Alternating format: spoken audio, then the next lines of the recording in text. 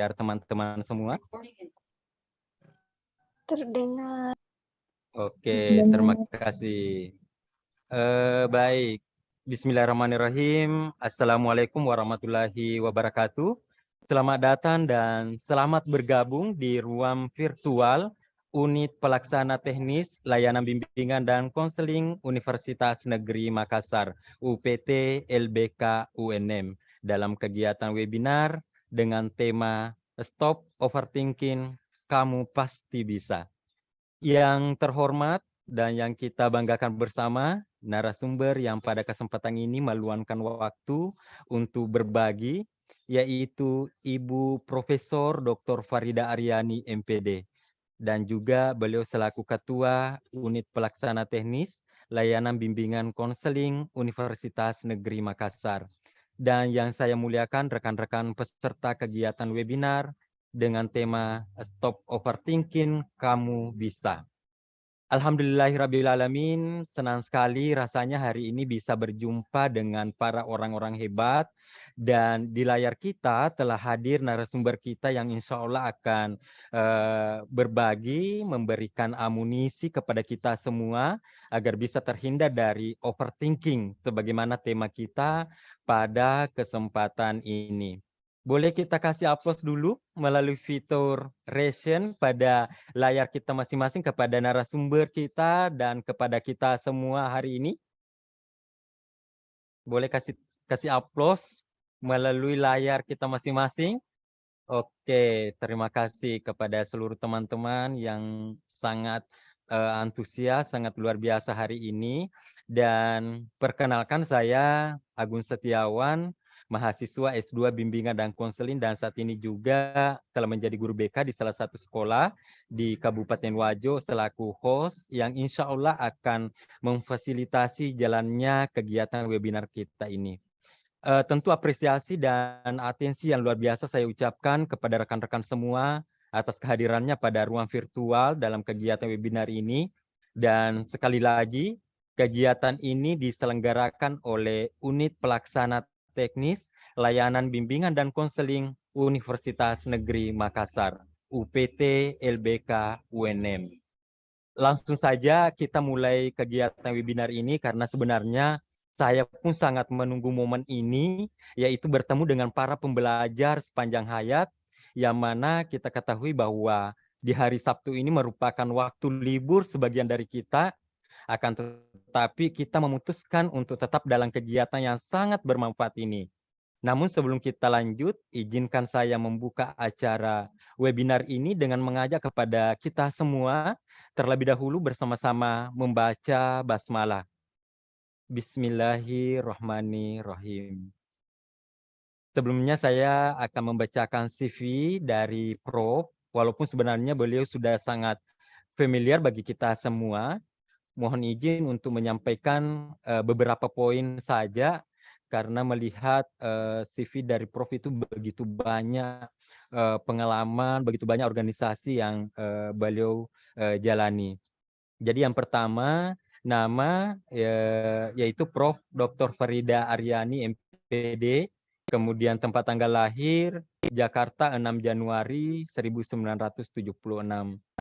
Kemudian pendidikan, S1 jurusan Bimbingan dan Konseling di Universitas Negeri Makassar, kemudian S2 dan S3 yaitu pada prodi Bimbingan dan Konseling di Universitas Negeri Malang. Dan saat ini sebagaimana kita ketahui bersama bahwa beliau telah menjadi guru besar para prodi Bimbingan dan Konseling di Universitas Negeri Makassar. Beliau juga saat ini telah menjabat sebagai Ketua Unit Pelaksana Teknis Layanan Bimbingan dan Konseling Universitas Negeri Makassar. Kemudian beliau juga pernah menjadi Ketua Prodi Magister Bimbingan dan Konseling Universitas Negeri Makassar di tahun 2015 sampai tahun 2023. Beliau juga pernah menjadi Ketua Peneliti UNICEF tentang kekerasan anak dan anak berhadapan hukum ABH di Kota Makassar di tahun 2014 sampai 2018. Beliau juga saat ini menjabat sebagai Direktur Educon sejak tahun 2016 sampai sekarang. Kemudian ternyata beliau juga pernah sebagai penyeleksi atau interviewer beasiswa LPDP tahun 2016 sampai 2018 dan juga sebagai konsultan nasional karir dan development.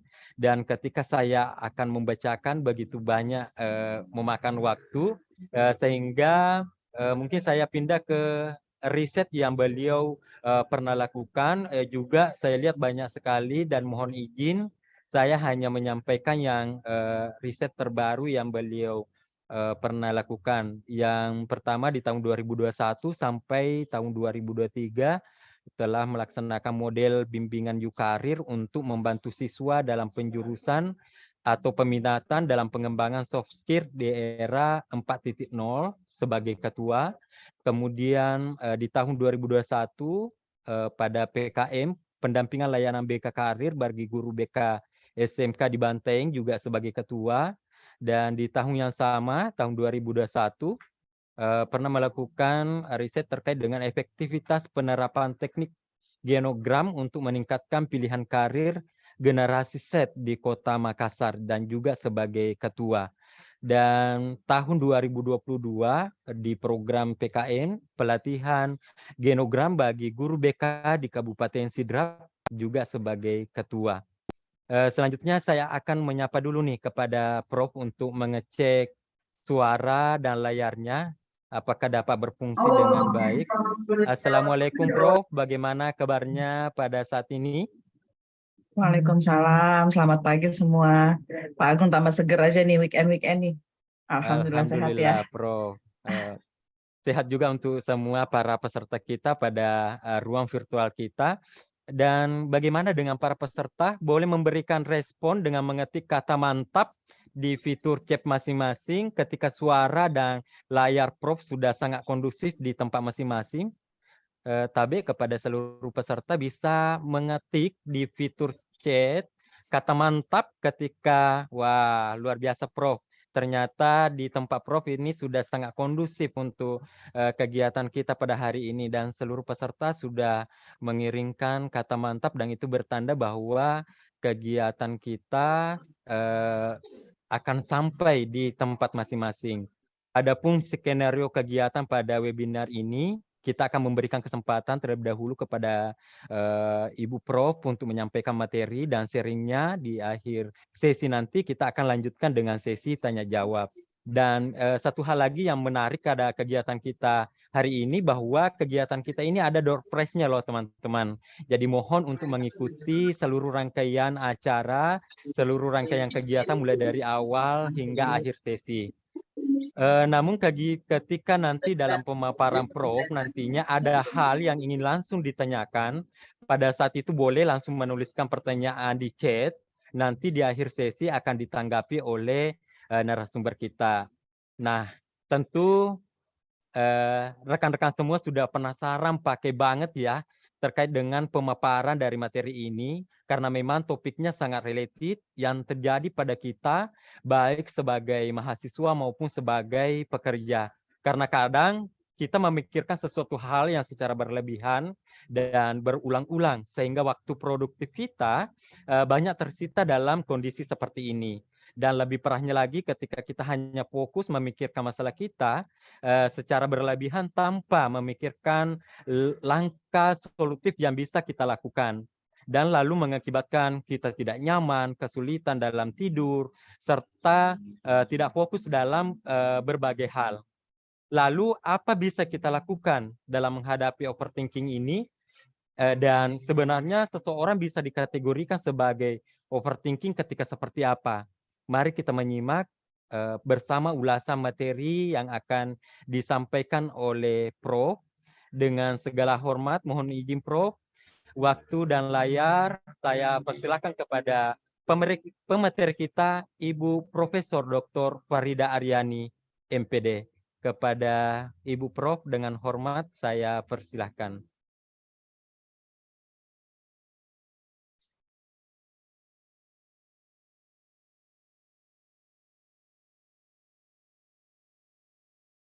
Oke, apakah suara saya terdengar, Pak Agung? Sangat jernih, Prof. Oke, Baik, terima kasih kesempatannya kepada moderator yang kece hari ini. Kita menyapanya di sini dengan Besti ya, tadi ya. Oke. Baik, karena meskipun saya usianya mungkin beda nih dengan usia mahasiswa ya, tapi kita coba lebih akrab dengan menggunakan istilah Besti seperti yang disapa oleh tadi Kakak Agung. Baik, Bismillahirrahmanirrahim. Assalamualaikum warahmatullahi wabarakatuh. Waalaikumsalam warahmatullahi wabarakatuh. Salam sehat untuk kita semua. Syukur alhamdulillah pada pagi ini meskipun kita weekend ya, hari Sabtu, dan ini juga merupakan ajang perkenalan nih untuk para besti-besti semua.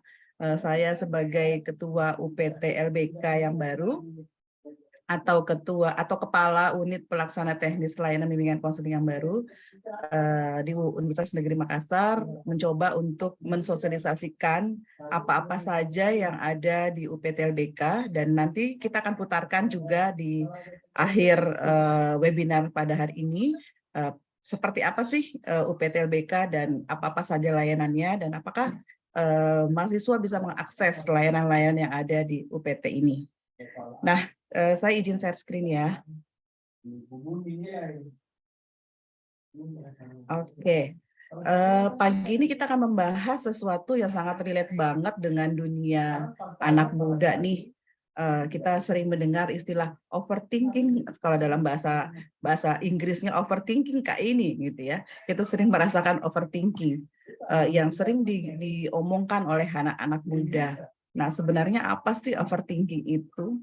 Dan apakah overthinking itu memang sesuatu yang positif atau sesuatu yang memang negatif seperti itu?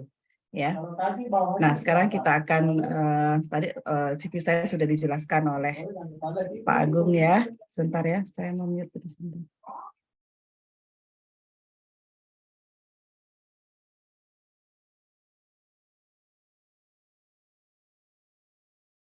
Oke, sorry.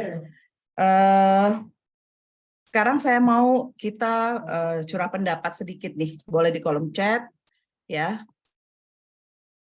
Nanti Kakak Agung bisa juga bantu melihat isinya ya. Pertanyaan saya yang pertama adalah, apakah kamu butuh waktu yang lama untuk memilih baju ketika akan ke kampus? Kamu tipe orang yang lama atau cepat kalau mau ke kampus pakai baju? Silakan tuliskan di kolom chat.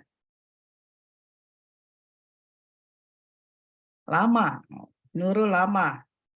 Lama ya. Oh, cewek-cewek lama ya. Kalau cowok-cowok gimana nih? Ternyata cowoknya juga Prof, saya lihat ada tadi yang lama tuh. Lama ya. Kalau Kak Agung sendiri lama nggak kalau mau ke kampus pilih baju? Kalau saya Prof cepat kok. Oh, cepat ya. Oke. Sekarang kita pindah ke pertanyaan kedua. Ini sekaligus kita mau ngetes nih, apakah kita termasuk tipe orang yang overthinkingan nggak atau overthinker nggak ya? Dari menjawab pertanyaan-pertanyaan sebagai berikut. Sekarang pertanyaan kedua, apa pendapatmu ketika atau tentang orang yang tidak menyukaimu? Kalau misalnya kita merasa ada orang yang tidak menyukai kita, apa pendapatmu? Karena kan tidak semua orang juga suka sama kita ya. Apa pendapat teman-teman atau pendapat Besti di sini tentang orang yang tidak menyukaimu? Apa ya jawabannya nih kira-kira Kakak Agung? Cuek aja. Kepikiran ya, kenapa nggak suka sama saya? I don't care, biasa aja. Sedih, oh ada yang sedih ya. Kepikiran, cuek, kepikiran. Oh banyak yang kepikiran ya. Santai aja Bu, introspeksi. Kadang kepikiran, kadang juga biasa saja. Tergantung orangnya sih, biasa saja. Oke. Nah, ini sudah mulai menarik ya, jawabannya ternyata sangat bervariasi ya. Kita sekarang pindah ke pertanyaan yang ketiga. Apakah kamu sering merenungkan maksud perkataan orang lain terhadapmu? Kenapa ya dia ngomong kayak gitu? Kok saya nggak nyangka ya dia kok ngomongin saya gitu ya? Itu karena sering nggak kita merendung atau kita berpikir kira-kira ngomongan dia apa ya maksudnya? Silahkan. Kadang-kadang sering, wah banyak yang sering nih. Sering banget. Oke, atau ada yang bilang percaya diri, sering Bu, kadang-kadang Bu. Oke, sangat-sangat bervariatif. Selanjutnya, kamu bertanya-tanya alasan kenapa temanmu tidak langsung balas chatmu. Padahal dia online, sering banget tuh ya. kok dia nggak balas chat saya ya? Padahal dia online loh. Kenapa ya? Apa dia nggak suka sama saya? Apakah saya ini nggak penting? Nah, kira-kira sering nggak kita bertanya-tanya tentang teman kita yang online, tapi dia nggak langsung balas chat. Apalagi dosennya ya.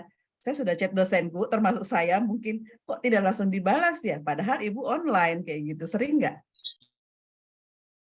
Jarang, sering. Atau jadi pelaku ya? Kita pelaku, ntar aja deh kayak gitu ya. Biasa Bu, soalnya sering banget. Soalnya saya jarang balas chat juga. Nah, apakah kamu tipe orang yang males balas chat temenmu misalnya?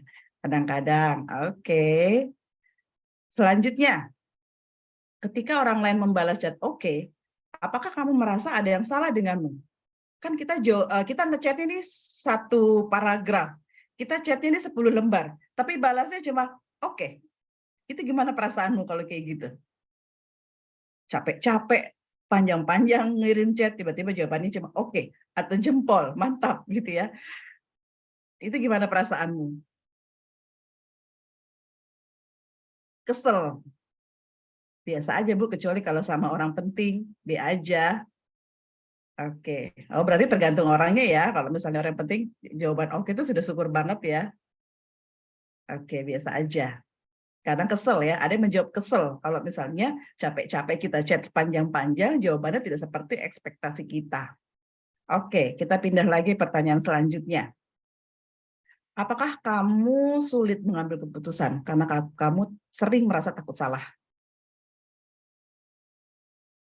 Sulit. Nah, rata-rata sulit ya, sulit mengambil keputusan.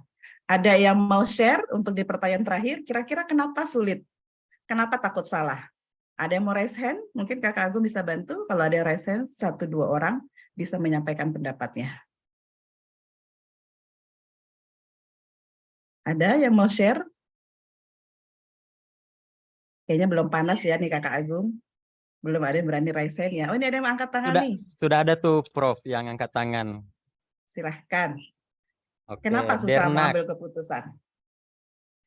Kenalan dulu dong, siapa nih? Dernak, silahkan. Ada videonya? Oke, Besti kita Dernak silakan untuk menyampaikan pendapatnya, tanggapannya terkait dengan pertanyaan terakhir yang disampaikan tadi Prof.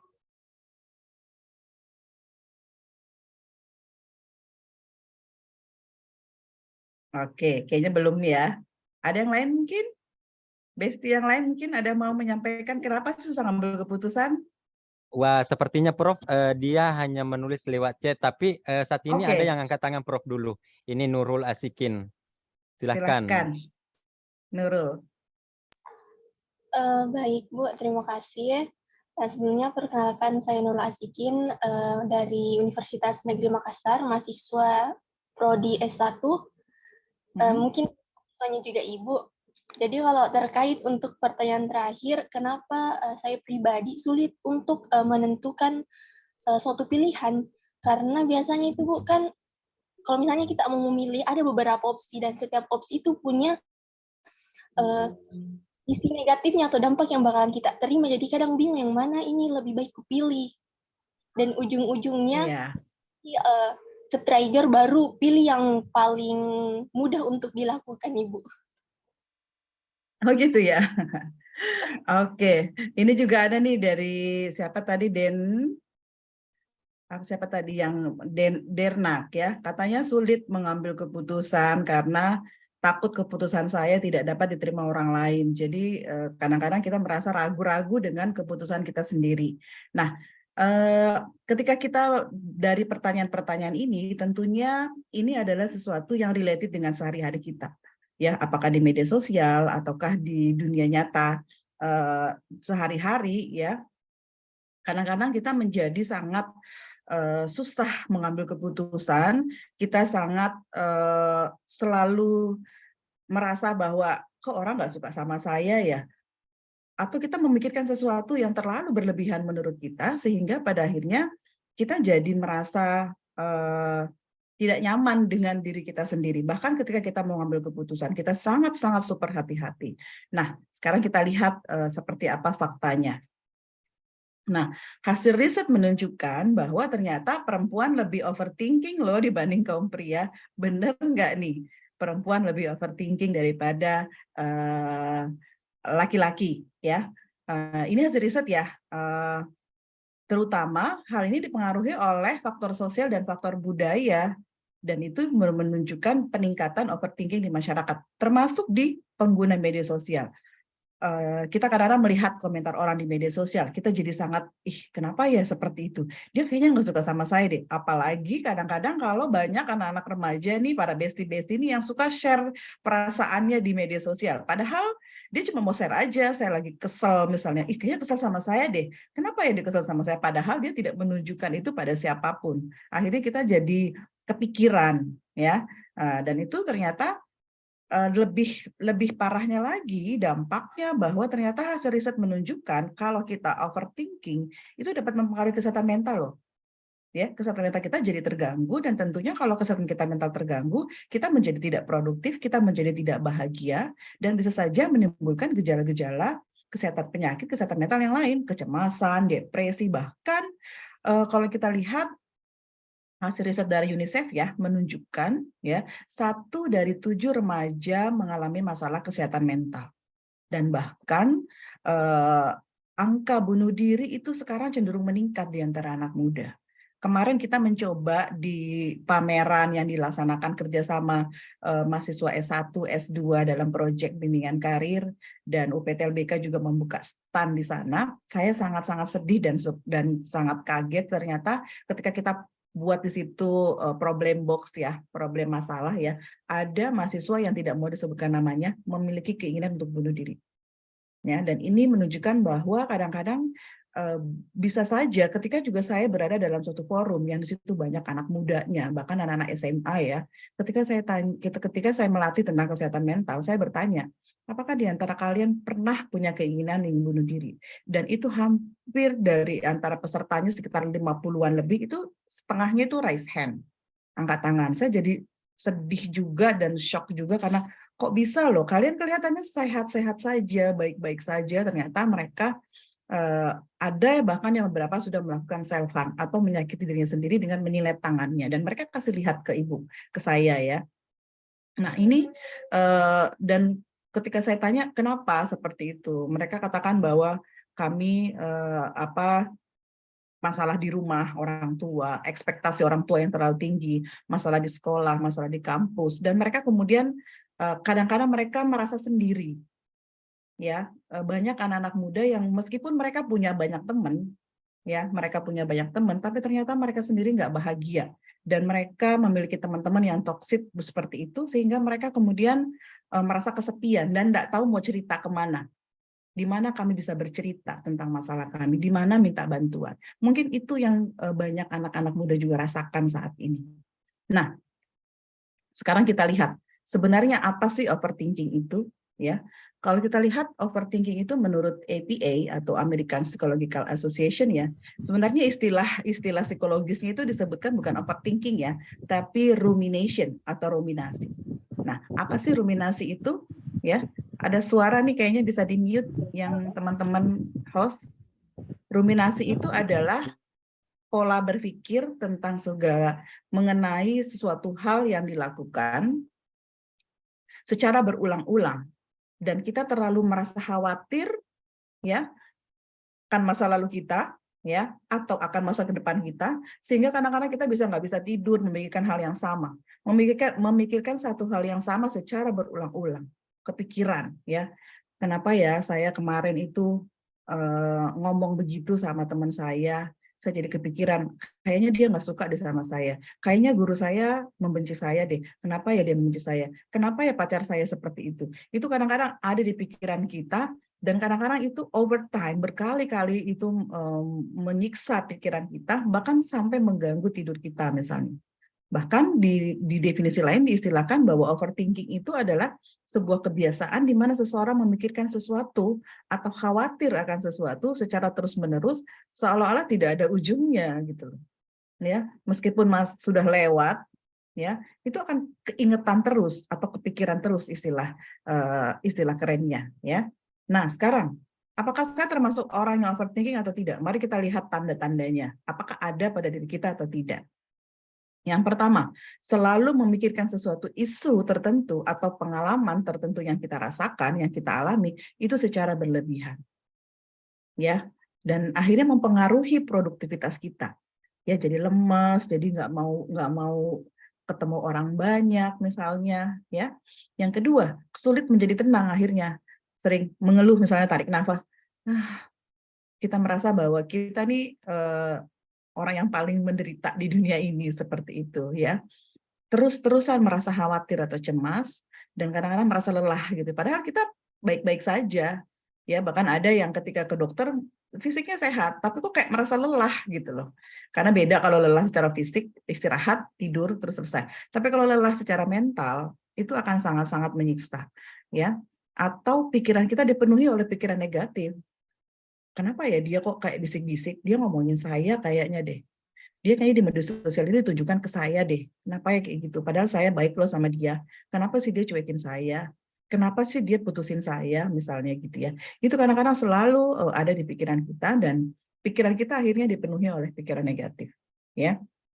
Itu kalau pikiran negatif banyak pada diri kita, itu diibaratkan seperti ini. Kalau misalnya dirimu sakit ya, atau ada luka, misalnya ada luka di badan kita ya, itu kalau fisik itu kelihatan misalnya merah atau misalnya ada luka itu memar ya, itu banyak di dalam badan kita. Nah yang mengkhawatirkan adalah kalau misalnya luka batin itu nggak kelihatan memang di badan kita dia seperti memar-memar, tapi ketika itu tidak dicarikan solusinya, maka dia akan semakin banyak lukanya ya, dan suatu saat akan meledak seperti itu. Kemudian juga merasa bimbang tentang segala sesuatu yang hal sepele menurut orang lain. Ya, menurut orang lain itu adalah hal sepele, ya, misalnya.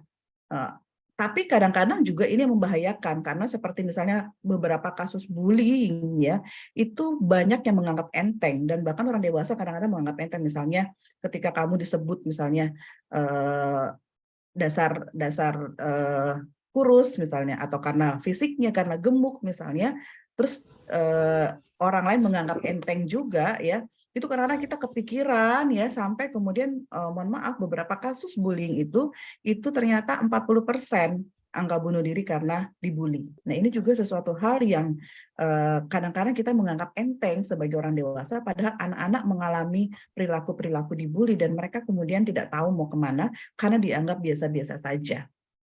Atau kita kadang-kadang memikirkan sesuatu yang belum terjadi. Nanti kalau misalnya saya ikut lomba ini, diketawain bagaimana? Padahal dia belum coba gitu loh. Padahal dia belum coba, dia sudah terlalu khawatir dengan apa yang akan terjadi selanjutnya. Nah sekarang, apa pemicunya? Apa sih kok orang bisa overthinking ya? Padahal ada orang yang baik-baik saja misalnya, tetap produktif misalnya ya. Bisa jadi itu karena juga orang tua ya. Beberapa riset menunjukkan bahwa kalau kita lihat tipe-tipe parenting ya, tipe orang tua yang yang otoriter ya, yang selalu harus mengikuti apa yang dikehendaki orang tuanya, nggak boleh begini, nggak boleh begitu, itu bisa jadi membuat anak merasa tertekan. Ya, ketika anak merasa tertekan, akhirnya dia kemudian bisa menimbulkan overthinking. Atau di dalam beberapa kasus yang lain, orang tua yang, aduh ada yang share screen nih, orang tua yang kadang-kadang misalnya dia diistilahkan adalah helikopter parenting ya. Orang tua helikopter itu kan filosofinya bagaimana? Mengitari anaknya, ya, selalu mengitari anaknya. Ya, sehingga apa-apa tuh dia selalu bantu dan akhirnya anak-anak kemudian tidak belajar untuk bertanggung jawab. Ada yang ini ya, saya share screen ulang ya. Oke. Nah, selanjutnya adalah tekanan itu ya, karena pola parenting tadi kemudian anak merasa tertekan karena tuntutan orang tua yang terlalu tinggi pada dirinya, akhirnya dia juga kemudian menjadi overthinking. Atau masalah yang tidak kunjung selesai, karena kemungkinannya dua ketika kita menghadapi masalah, kita lari atau hadapi. Ya, dan banyak orang yang lebih merasa nyaman kalau dia dihindari aja deh, tidak diselesaikan. Akhirnya masalah tersebut menjadi menumpuk dan akhirnya tidak kunjung selesai dan akhirnya menyebabkan kita overthinking. Atau terlalu mendengarkan pendapat orang lain. Ya, kalau misalnya orang ngomong, kamu nggak bagus, bajunya tadi kayak gitu. Ih, jelek kah baju saya? Apa mereknya nggak bagus ya? Kepikiran. Atau misalnya karena teman kita mengatakan, kamu kayak kamu nggak suka sama guru itu. Iya kah? Saya kok nggak suka sama guru saya? Itu kepikiran. Itu karena kita terlalu mendengarkan pendapat orang lain. Meskipun ini sebenarnya bagus menjadi bahan evaluasi kita. Nanti kita lihat apakah overthinking ini negatif semua, ya kayak gitu. Atau kita menjadi faktor pemicunya adalah kurang percaya diri dan kita suka membanding-bandingkan. Apalagi kalau misalnya di media sosial ya, anak-anak menjadi suka membandingkan. Kok kalau dia kulitnya putih, mulus, langsing, ideal, sementara saya gitu ya. Itu juga penyebabnya karena kita suka membanding-bandingkan diri kita kepada orang lain. Kok dia punya handphone yang paling canggih, saya enggak. Ya, kok dia kan gitu bisa karena ini ya. Akhirnya kita menjadi sangat, kalau dalam konteks bahasa psikologinya ya, menjadi irrational belief. Keyakinannya menjadi tidak rasional karena apa-apa menyalahkan orang lain seperti itu atau menyalahkan dirinya sendiri. Nah, sekarang apa dampaknya kalau kita selalu memikirkan atau over terhadap hal-hal tertentu? Kita dampaknya adalah akan jadi susah tidur. Mau tidur tuh kayak, ih tadi dia kenapa ya kayak gitu sama saya? Padahal saya perasaan baik-baik saja. Kok dia kayak bombe saya dalam bahasa sininya ya. Kok dia kayak nggak suka sama saya? Emang salah saya apa sih? Itu kepikiran gitu ya. Padahal orang yang bersangkutan belum tentu memikirkan kita. Ya, akhirnya energi kita habis mikirin dia, padahal belum tentu dianya mikirin kita gitu loh. Dianya baik-baik saja, kitanya kepikiran, habis energi kita mikirin orang lain ya. Atau kita sering merasa kelelahan. Ya, sering merasa kelelahan, apalagi beberapa yang memiliki gangguan tidur ya atau insomnia karena sering overthinking, akhirnya besoknya kelelahan juga secara mental dan secara fisik. Ya, merasa ketakutan terhadap kegagalan dan masa depan. Jadi takut gitu loh. Atau kadang-kadang yang overthinking ini ya terkait juga dengan insecure akhirnya. Merasa tidak aman gitu ya. Seperti itu, tidak pede, mengalami gangguan kesehatan, tidak produktif. Ya, karena sedikit-sedikit akhirnya sering merasa jangan-jangan nanti saya nih nggak disuka deh, jangan-jangan nanti dia nggak suka sama saya. Ya, gitu ya. Jadi selalu merasa curiga kepada orang lain. Dan yang paling parah lagi adalah emosinya menjadi tidak stabil, mudah panik, susah bersosialisasi, dan sering menimbulkan justru yang ini yang menjadi dampak yang paling lebih parahnya adalah menimbulkan perasaan negatif. Ya, menjadi sering cemas, stres, bahkan bisa menimbulkan depresi. Nah, selanjutnya, apakah overthinking itu selamanya negatif? Enggak juga sih. Enggak juga ya. Jadi kalau kita merasa, Bu, kayaknya saya ini memang bermasalah ya, Bu, ya, karena saya overthinking. Sebenarnya dalam bahasa istilah psikologinya yang dimaksud dengan overthinking atau ruminasi bisa jadi tidak terlalu buruk. Kenapa? Karena kan setiap orang pasti berpikir dong. Ya, kita memiliki kemampuan berpikir dan itu menjadi kelebihan seseorang ya. Kalau kita misalnya mau melakukan sesuatu, itu kan namanya melakukan pertimbangan. Ya kan? Ini kira-kira bagus nggak ya kalau saya ngomong kayak gini? Ini kira-kira menyinggung perasaannya nggak ya? Itu kan sebenarnya bagus. Ya, berpikir itu adalah aktivitasnya seseorang dan kemampuan seseorang memecahkan masalah sebenarnya itu sangat-sangat baik sekali untuk dirinya, ya.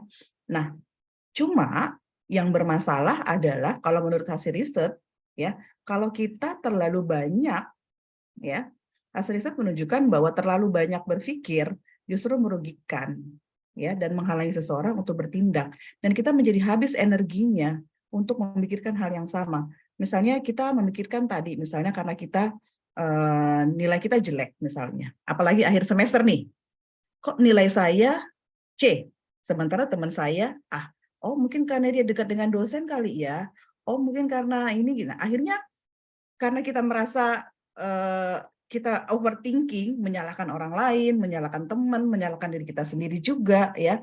Akhirnya kita menjadi tidak produktif dan energi kita habis, padahal pada saat yang sama ada kegiatan misalnya ikut webinar, ikut webinar, enggak deh, malas, masih kepikiran kayak itu, kenapa nilaiku misalnya tidak seperti teman-temanku yang lain, kenapa dosenku kasih nilai tidak seperti yang saya harapkan. Akhirnya aktivitas yang lain terganggu. Yang harusnya misalnya dia melakukan aktivitas yang bermanfaat, kumpul bersama temannya, bersosialisasi, akhirnya dia habis waktunya untuk memikirkan hal-hal yang kenapa mestinya kan yang harus dilakukan adalah kenapa ya nilai saya tidak seperti teman saya. Lakukan evaluasi, ya itu baik. Ya, jadi kalau kita mau mendapatkan perilaku tertentu, kita berpikir lebih dahulu, itu sangat-sangat baik. Tapi kalau over, namanya sesuatu yang over ya, itu akhirnya justru menghambat produktivitas kita dan menghabiskan energi kita. Seperti itu. Nah, selanjutnya. Nah, ini juga ya, kadang-kadang kan istilah zaman sekarang di TikTok viral banget tuh. Overthinking, insecure, ya. Sebenarnya dua kata ini yang sangat viral saat ini sebenarnya related ya, saling berkaitan. Ya, cuma kalau kita melihat bahwa tidak selamanya ini negatif. Saya melihatnya seseorang yang overthinking, seseorang yang sometimes merasa insecure, fine sih kalau saya juga kadang-kadang insecure kok. Kalau misalnya ketemu di forum yang besar, terus saya merasa bahwa oh saya kayaknya nggak pede banget nih ngomong di forum ini, apalagi siapa di depan saya. Atau kadang-kadang saya merasa insecure juga dengan mahasiswa ya, kok keren banget sih ini anak. Ketika saya pernah dalam suatu kegiatan, saya bertemu dengan waktu itu staf-staf menteri yang anak-anak muda, umur 20-an, saya insecure banget. Saya merasa bahwa saya dulu umur 20-an ngapain ya? Kayaknya masih santuy aja. Mereka tuh sudah luar biasa banget hebatnya gitu loh. Itu saya merasa insecure. Saya ini sudah seusia ini, sudah dosen, sudah profesor, saya kok tidak seproduktif mereka ya, itu saya insecure banget tuh. Sangat insecure banget. Itu sebenarnya kalau saya melihatnya sih sah-sah saja ya. Jadi jangan kemudian kalian menyimpulkan bahwa kalian ini bermasalah dan kemudian menjadi sangat berdampak negatif pada dirimu misalnya ya. Itu sebenarnya fine, normal. Kalau kita sometimes merasa overthinking, kita sometimes merasa insecure, fine, boleh-boleh saja. Tapi jangan too much, jangan terlalu banyak. Ya, karena akhirnya menghabiskan energimu untuk melakukan sesuatu yang jauh lebih produktif. Ya, saya punya cerita nih Kakak Agung. Bisa saya cerita sedikit ya. Saya punya cerita nih. Ini sebenarnya dongeng ya, dongeng anak-anak yang mau tidur ya. Tapi boleh dong saya weekend-weekend gini dongeng di depan kalian. Tapi jangan tidur ya kalau saya dongeng ya. Jadi ceritanya ini ada kompetisi nih. Ada lomba naik ke menara. Mungkin Anda sudah tahu ya. Ada kura-kura nih. Kura-kura ini ada lomba naik ke menara. Anggaplah menara yang tinggi ya. Menara yang tinggi. Nah, ketika kura-kura ini naik lomba naik ke menara itu ada kura-kura, ada yang lain-lain ya. Tapi ada satu kura-kura yang teman-temannya nih di sekitar kura-kura nih, binatang-binatang yang lain ya, yang biasa panjat itu dia bilang seperti ini, ih kayaknya enggak mungkin deh, kura-kura kan identik dengan apa? Lambat ya. Kayaknya nggak mungkin deh kura-kura ini menang untuk lomba naik ke atas menara ya. Seperti dan dia underestimate, bahasa situkulnya underestimate sama si kura-kura. Kayaknya nggak mungkin dia nggak mungkin juara. Pede amat dia mau ikut lomba naik ke menara kayak gitu. Nah ternyata naik pelan-pelan lombanya dimulai dan perlahan-lahan satu persatu nih binatang-binatang yang lain yang teman-teman lombanya si kura-kura jatuh. Ya jatuh. Apalagi ada merasa saya santai-santai aja deh, kan saya sudah biasa panjat. Ya lama-lama berjatuhan satu-satu. Tapi ternyata ada satu kura-kura yang tetap bertahan ya dan ternyata dia justru naik pemenangnya. Ya, padahal semua orang underestimate sama si kura-kura ya. Kira-kira kenapa kura-kura ini bisa naik dan menang perlombaan panjat di menara tadi? Kira-kira kenapa dia bisa menang ya? Padahal semua lawannya meragukan dia. Kira-kira kenapa ya menang? Ada yang tahu bisa menjawab? Apa tipsnya si kura-kura bisa naik ke menara? Ada yang mau raise hand mungkin Kakak Agung? Oke, baik. Bagi teman-teman yang ingin berpendapat, silakan langsung raise hand ya. Nanti saya mati. Oke, sepertinya ada Yuliana, Bu nih, Prof, untuk menyampaikan. Silahkan. Oke. Karena kura-kura memiliki keyakinan yang kuat Bu akan kekuatan dirinya sendiri, Bu. Oh, kura-kuranya percaya diri gitu ya, Yuliana ya? Iya, Bu. Oke, terima kasih Yuliana. Ada Masih pendapat ada, yang lain Prof. mungkin?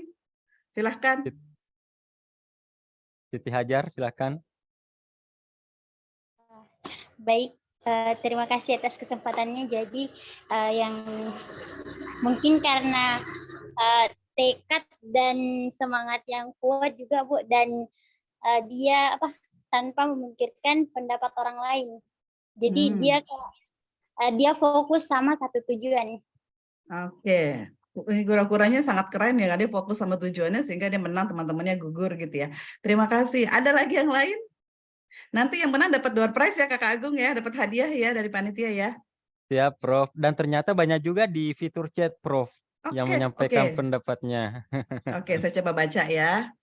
Karena percaya diri kura-kuranya. Oh, mungkin percaya diri kura-kuranya ini jurusan psikologi kali ya. Dia bisa percaya diri kayak gitu ya. Fokus pada kemampuannya sendiri. Nggak terlalu mikirin pendapat orang lain, nggak insecure. Oke.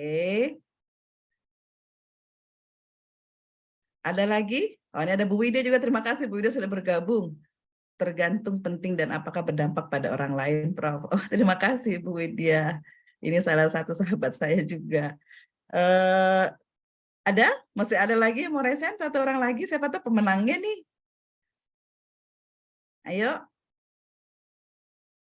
Sedikit lagi sebenarnya.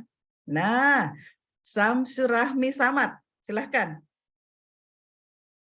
Mau dong komentarnya?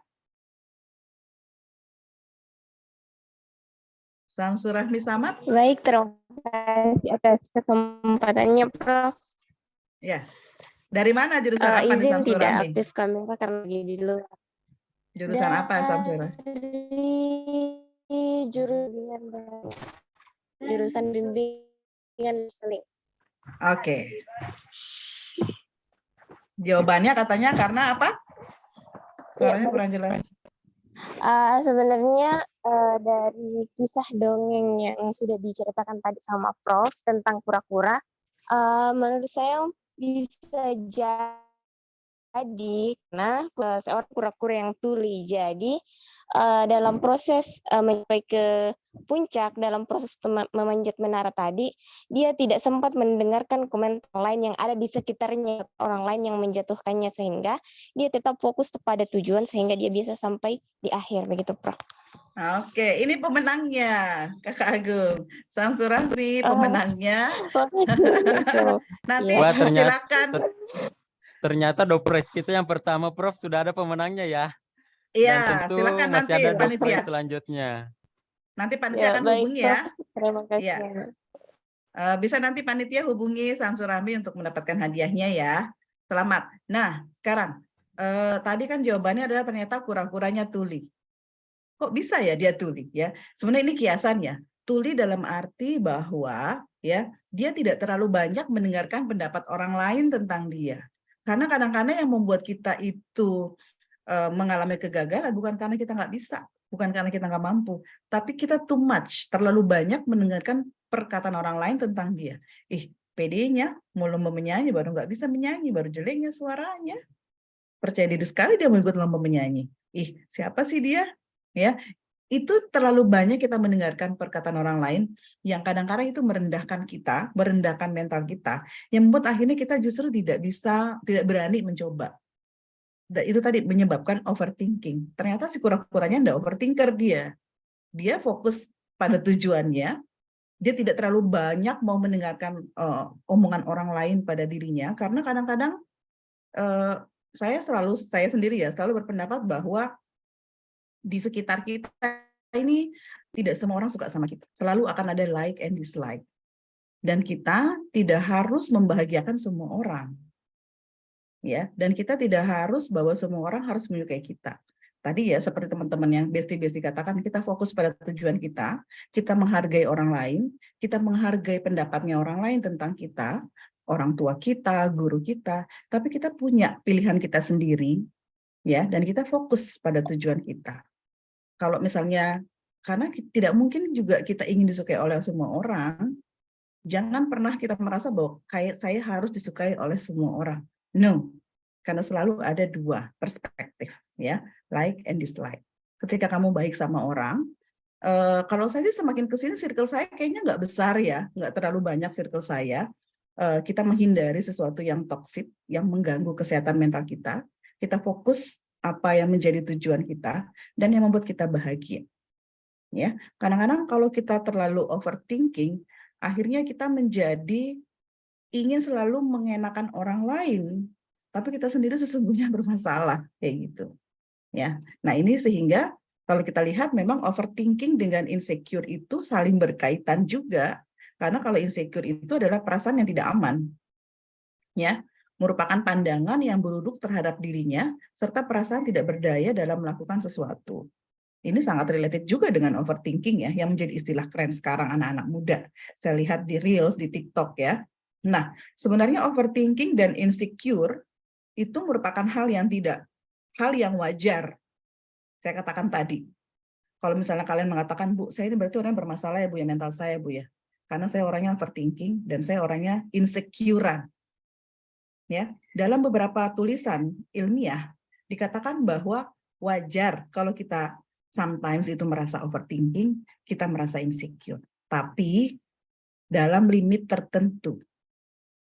Ya, tidak apa-apa kita overthinking, tidak apa-apa kita merasa insecure. Misalnya kalau kita mengikuti sebuah lomba, ya, kemudian kita merasa insecure, itu artinya kita nggak over pede, kita jadi lebih berhati-hati. Oh, karena lombanya keren-keren banget nih, pesertanya nasional, berarti saya harus lebih prepare.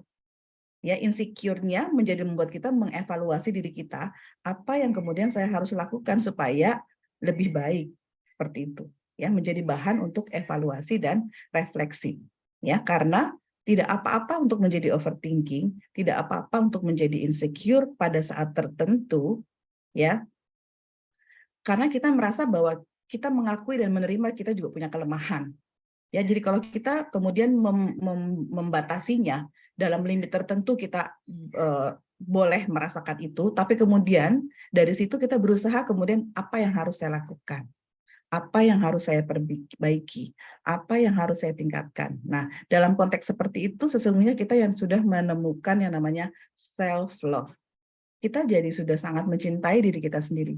Kan kadang-kadang kita merasa saya melakukan ini untuk orang lain, membahagiakan orang lain. Ya, tapi persoalan selanjutnya adalah, are you happy? Apakah kamu sendiri juga bahagia? Jangan misalnya bahagia, yang penting orang lain bahagia. Ya kalau bisa kita dulu yang bahagia.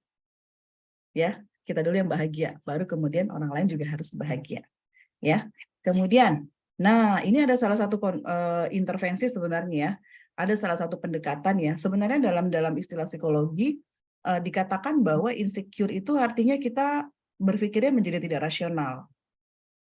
Ya, berpikirnya menjadi tidak rasional. Nah, mungkin kalau misalnya ada teman-teman yang merasa sudah dalam over gejala-gejalanya seperti yang saya sebutkan tadi dan sudah di atas limitnya, di luar limitnya, mungkin teman-teman ada yang butuh bantuan orang lain atau ada yang butuh bantuan profesional atau ada yang merasa harus minta tolong sama yang profesional. Boleh silakan nanti ke UPT-LBK, nanti kita akan putarkan videonya, layanannya kemana, nanti setelah saya selesai memberikan materi pada pagi hari ini. Nah, harapannya adalah bahwa bagaimana membantu seseorang yang sering merasa overthinking atau insecure tadi agar bisa mengubah pandangan hidupnya menjadi lebih rasional dan lebih toleransi.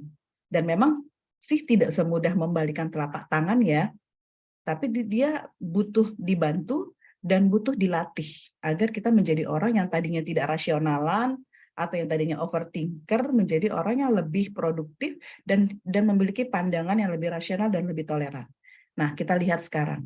Dalam konsepnya sebenarnya begini, ini sebenarnya istilah-istilah psikologis, tapi saya mencoba menjelaskan dalam bahasa yang sederhana dan related dengan keseharian para anak-anak besti-besti yang ada di sini. Ini ada sebuah formula sebenarnya untuk mengatasi masalah overthinking. Namanya formulanya adalah A, B, C, D, E, F. Ya. A itu adalah active event. Active event itu adalah peristiwa hidup. Semua orang mengalami peristiwa hidup. Sedih, senang, bahagia, kedukaan, semua pasti pernah mengalaminya. Ya, yang beda adalah belief-nya, cara pandangnya ketika menghadapi sebuah peristiwa. Misalnya, ada orang yang ketika putus cinta, ya, aktif eventnya misalnya aktif event itu adalah peristiwa hidup yang dialami oleh siapa saja, ya, peristiwa putus cinta, peristiwa ditinggal pasangan, peristiwa ditinggal orang tua, itu semua adalah aktif event, peristiwa yang bisa saja dirasakan oleh semua orang, ya. Tapi yang beda adalah di B, belief. Overthinking itu adanya di B. Kalau orang misalnya putus cinta, ada orang yang kalau bahasa anak-anak muda sekarang ya, cepat move on. Putus cinta, oke, mungkin saya banyak salah kali ya, mungkin dia nggak seperti, mungkin dia sudah mulai butuh, nggak cocok sama saya saat ini. Oke, saya sedih secukupnya. Setelah itu ya sudahlah, kalau misalnya putus cinta, mungkin saya belum jodoh dan Tuhan menyayangi saya untuk mencari orang yang lebih tepat. Tapi kan nggak semua orang berpikir seperti itu. Banyak juga orang yang kemudian setelah putus cinta, kok dia nggak suka sama saya? Apakah ada yang lain? Apakah misalnya saya ini banyak kekurangan? Akhirnya ini mempengaruhi belief-nya. Makanya disebut banyak juga orang yang gagal move on. Nah, orang yang move on atau tidak move on dalam perspektif psikologi ini disebut belief-nya, keyakinan dirinya, ya, yang membuat kita berpikir, ya, itu ada di B. Ya, sehingga itu akan mempengaruhi konsekuensinya, akan mempengaruhi perilakunya. Kalau orang yang cepat move on tadi, misalnya dia akan kemudian, oke, saya sedih deh karena mungkin sementara saya nggak mau keluar dulu, saya mau berpikir dulu kenapa ya saya sampai seperti ini. Padahal saya sudah jalan sama dia udah cukup lama loh, misalnya mengevaluasi dan melakukan refleksi. Setelah itu ya sudah produktif kembali, ya ke kampus kembali, kuliah kembali.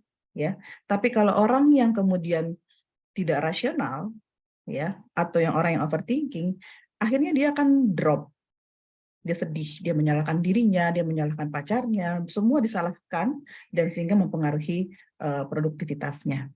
Nah, sebenarnya dalam konteks ini pikirannya berarti yang harus dispute, didebat. Pikiran kita yang harus kemudian diperbaiki dari irasional menjadi rasional, ya.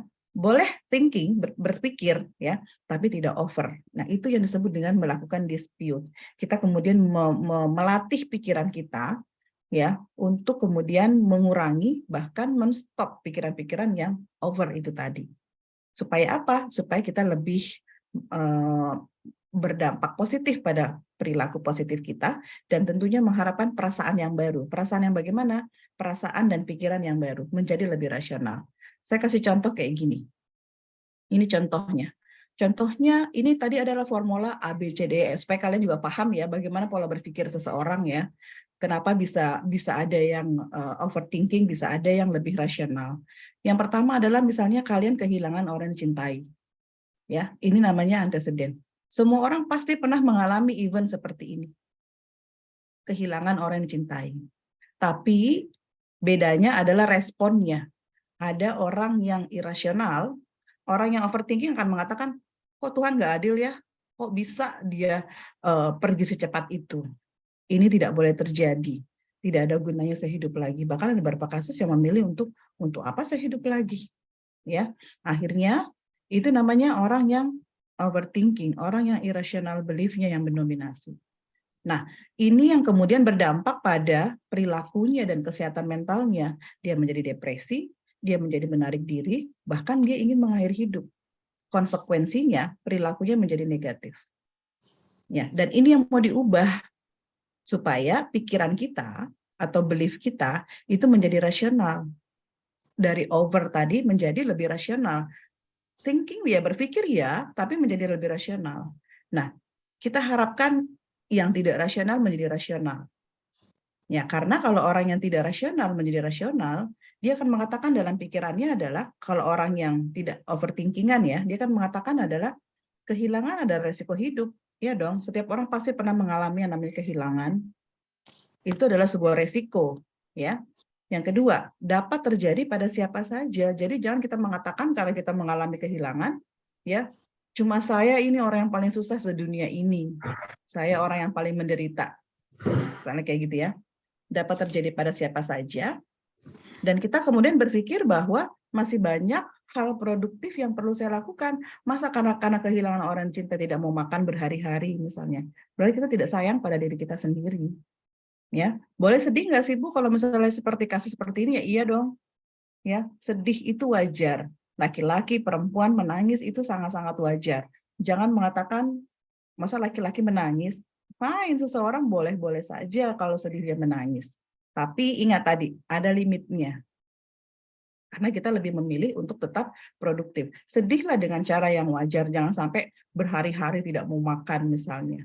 Dan kemudian kita menerima kenyataan dan memilih untuk lebih produktif. Nah ini yang kemudian menurut teknik konseling ini, kita melakukan yang namanya dispute. D ini yang harus di pikiran kita yang harus di-cut gitu loh. Ya caranya bagaimana nanti kita akan lihat ya seperti apa ya caranya ya.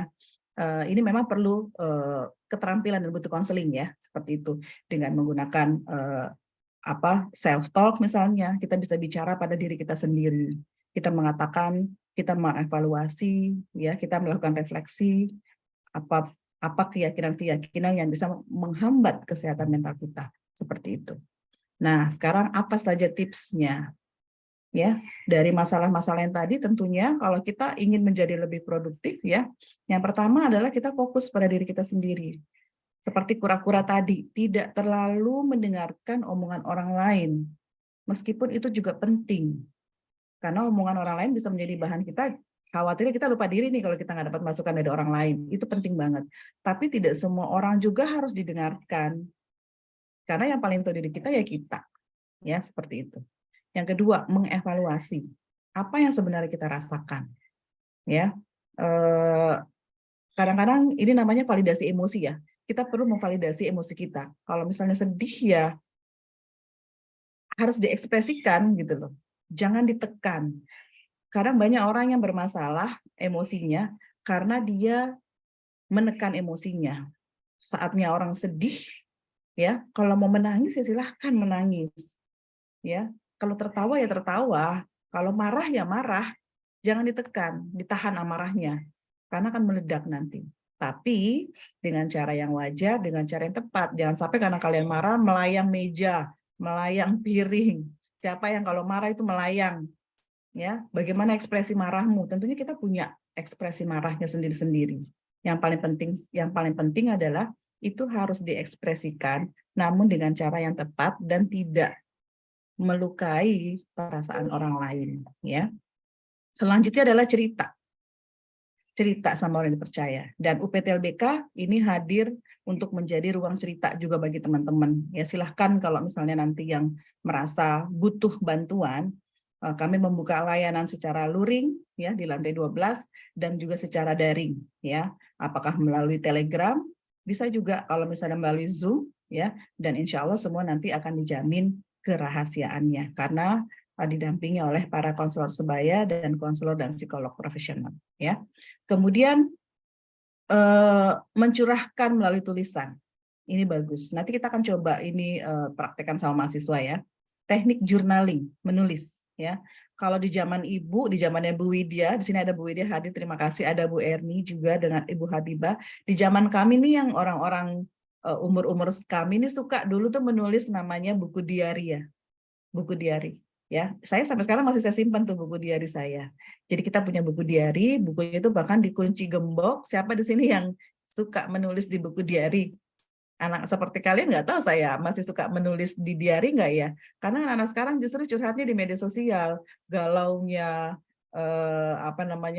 perasaannya justru di media sosial yang tidak ada privasinya. Semua orang bisa baca masalahmu. Tapi kalau zaman saya dulu dan saya sekarang masih suka sih menulis ya.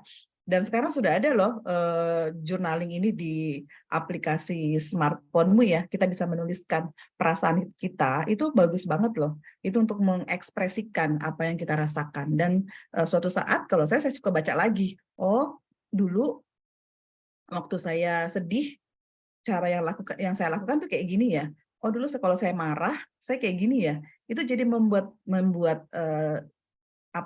healing juga untuk diri kita sendiri dengan cara mengekspresikan diri kita melalui tulisan ya. Dan saya kira itu bagus banget aktivitas journaling ya. Bila perlu nanti kamu hias tulisanmu, kamu kasih cantik, dan sometimes nanti kamu baca lagi tulisanmu, peristiwa yang pernah kamu alami apa saja.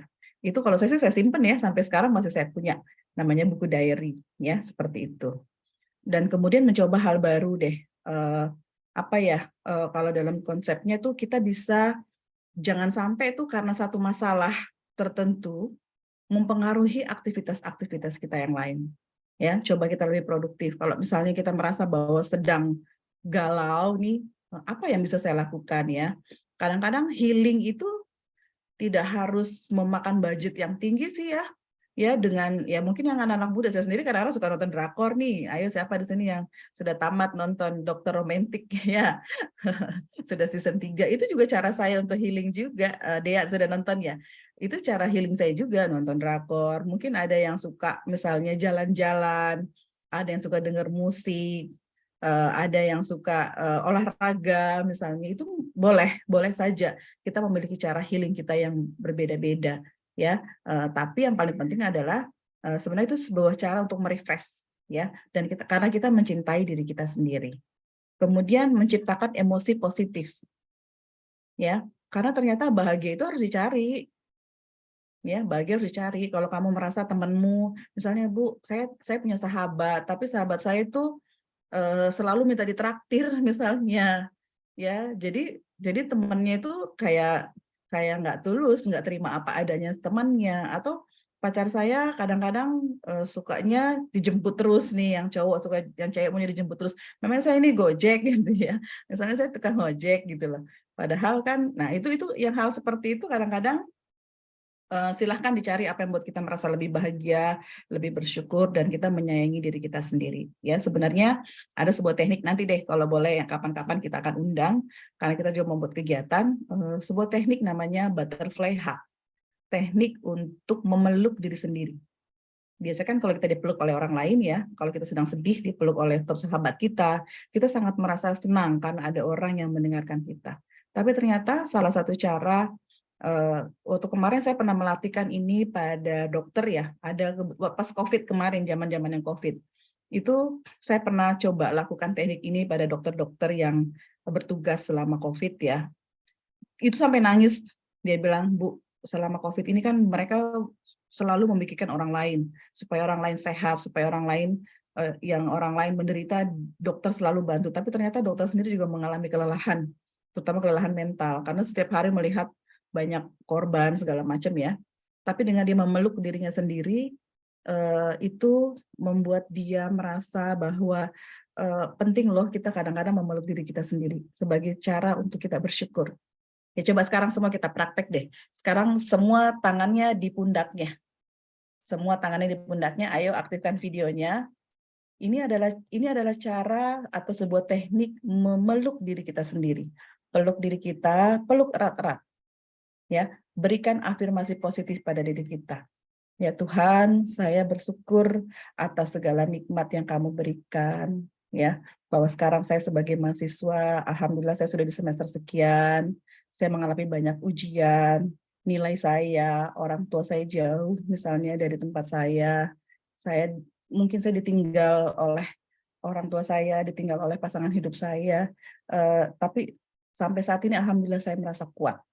Saya masih merasa kuat, berada di tengah-tengah teman-teman yang mensupport saya. Terima kasih ya Tuhan atas kebahagiaan ini, atas rasa syukur ini. Sampai saat ini saya kuliahnya lancar, ya. Meskipun saya kadang-kadang menghadapi ujian yang sangat-sangat sulit, tidak seperti orang pada umumnya, tapi saya masih sampai saat ini merasa sehat, dan saya dibantu oleh teman-teman dan sahabat saya. Ucapkan itu berkali-kali, sayangi diri kita sendiri, dan berikan afirmasi positif pada diri kita.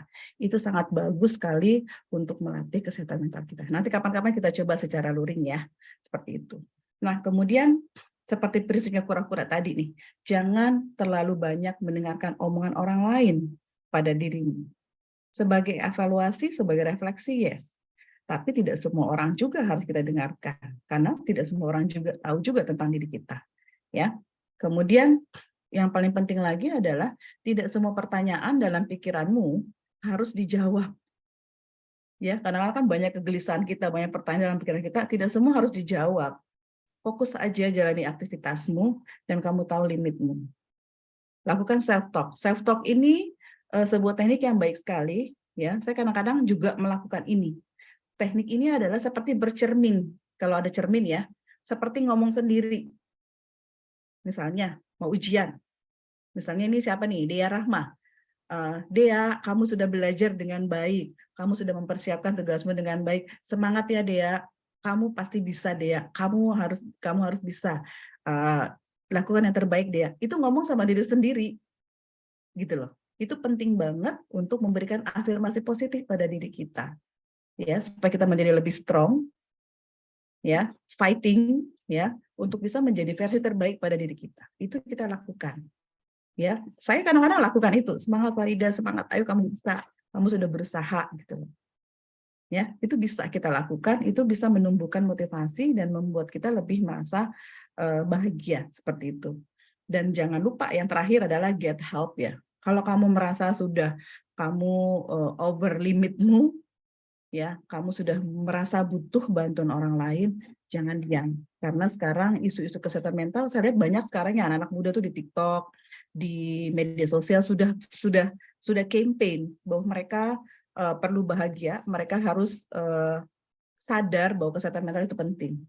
Ya, kalau di luar negeri tuh yang namanya dan di kota-kota besar ya, yang namanya orang menghubungi konselor, menghubungi psikolog, menghubungi psikiater, itu bukan aib ya. Jadi jangan merasa bahwa kalau nanti ke lantai 12, sama seperti di sekolah ya. Kalau di sekolah ada ruangan BK, di kampus juga ada loh. Ruang BK-nya mahasiswa, ada.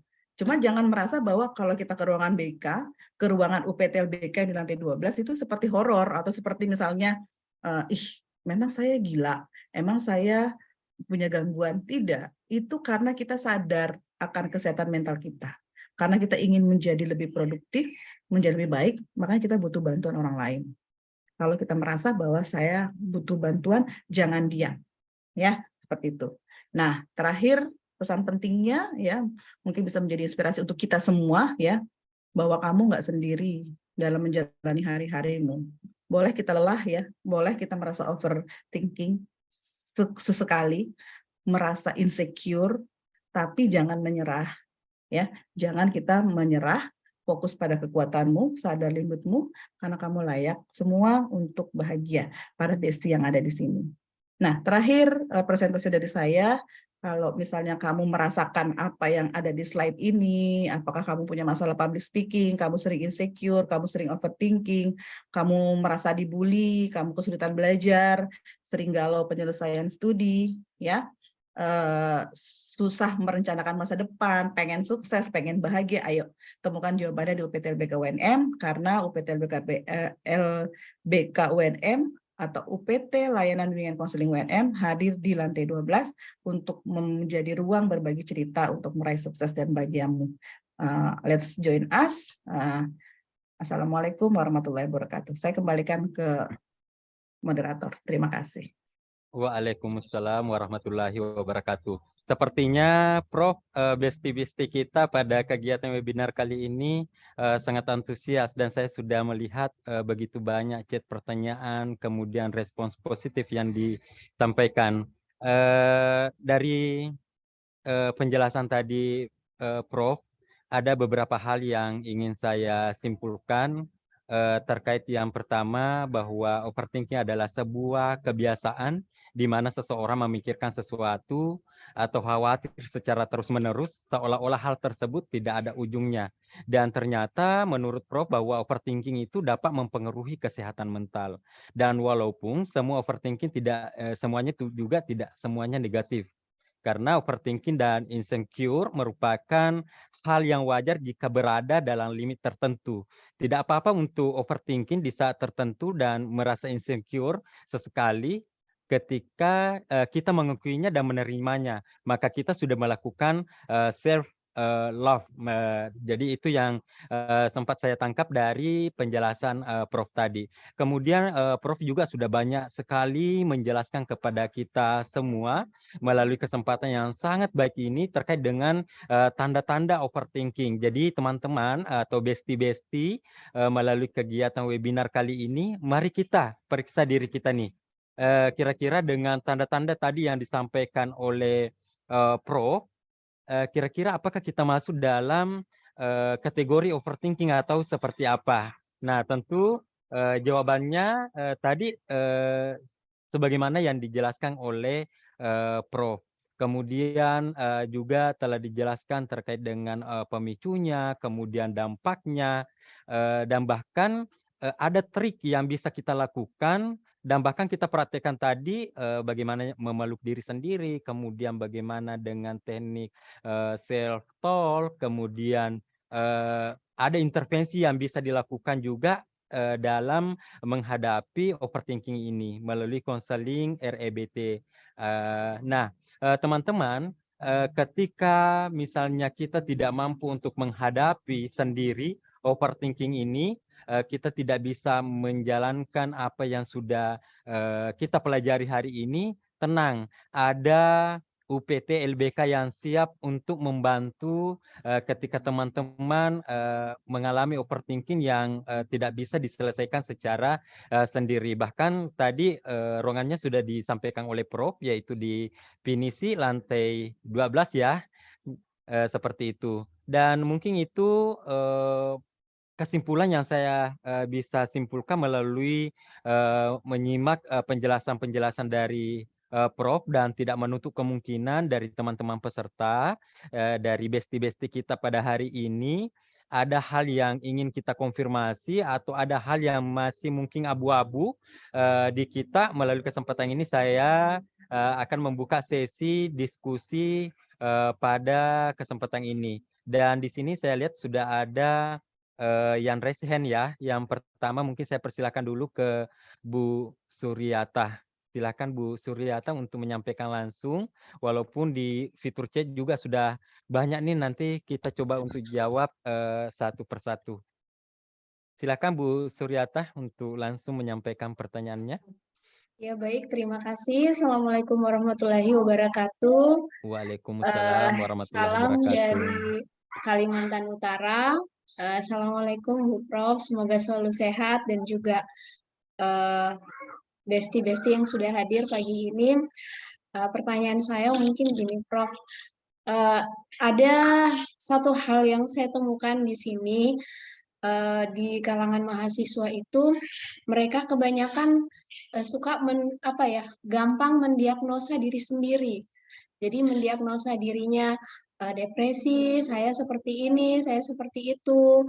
Bahkan ada beberapa yang mungkin sampai menyakiti diri sendiri seperti itu. Nah, mungkin karena memang di negara kita ini masih sangat kurang kesadaran tentang kesehatan mental, begitu. Kemudian juga untuk mempelajari ilmunya juga belum terlalu dalam, sehingga kalau misalnya menghadapi hal ini, kira-kira ada nggak trik dari Prof, apa yang harus kita lakukan, mungkin upaya preventif kita lah untuk menekankan kepada adik-adik kita ini bahwa jangan mudah untuk mendiagnosa diri sendiri, seperti itu, dan jangan terlalu gampang putus asa, mentalnya itu harus kuat, seperti itu Prof. Terima kasih, Assalamualaikum. Waalaikumsalam warahmatullahi wabarakatuh. Dan ternyata peserta kita hingga sampai ke Kalimantan Utara ya Prof. Luar biasa untuk kegiatan kita webinar perdana yang dilakukan oleh UPT LBK UNM.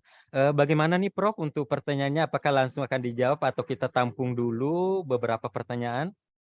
Boleh 3 dulu langsung Pak Agung. Pak Oke, Agung. baik. Ya. Baik, Prof. Baik, besti-besti yang lain setelah besti kita Suryati dari Kalimantan Utara menyampaikan pertanyaannya, mungkin masih ada yang ingin menyampaikan secara langsung sebelum saya beralih ke fitur chat untuk pertanyaan yang ada di sana. Baik, kalau belum ada yang ingin menyampaikan secara langsung, mohon izin Prof, ini juga ada di fitur chat beberapa pertanyaan. Yang pertama dari Aya Karlalita, kan jika ketimbang, pertanyaan begini Prof, kan jika ketimbang memikirkan segala sesuatunya secara berlarut-larut, lebih baik sibukkan diri untuk melakukan kegiatan yang disukai. Namun, overthinking itu datang lagi, Bu. Mengapa demikian? Dan terkadang masalah tugas itu selalu overthinking, tetapi tidak dikerjakan juga. Bagaimana cara mempelajari dan menerima ketakutan sendiri secara efektif, sehingga dapat membantu menekan pemikiran yang berlebihan. Jadi mungkin itu pertanyaan yang kedua, nanti insya Allah akan direspon oleh Prof. Dan kembali saya ke teman-teman, apakah masih ada yang ingin resen langsung bertanya? Kalau belum ada, saya mengambil lagi pertanyaan yang ketiga Prof. Di fitur chat. Ada dari Niputu Astrini.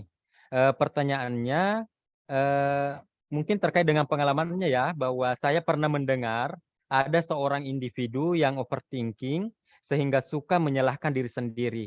Apakah itu dapat berpengaruh dalam aktivitas sehari-hari Prof? Dan bagaimana caranya kita mengatasi hal tersebut agar mengurangi rasa bersalah sendiri? Jadi itu pertanyaan yang ada di fitur chat, dan kita tampung 3 pertanyaan dulu.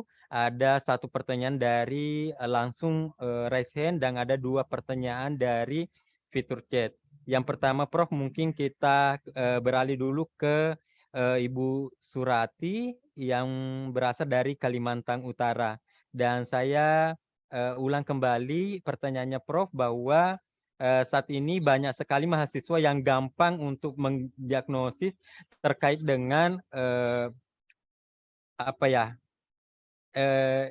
mendiagnosis diri sendiri dan bahkan biasa menyakiti dirinya sendiri.